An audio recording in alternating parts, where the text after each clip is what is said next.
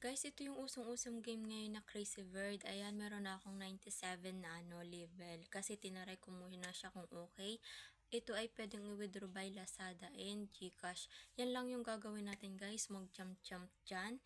Tapos makakaipon tayo dyan ng yellow coins. And then pwede natin yung yellow coins i-withdraw by Lazada and GCash.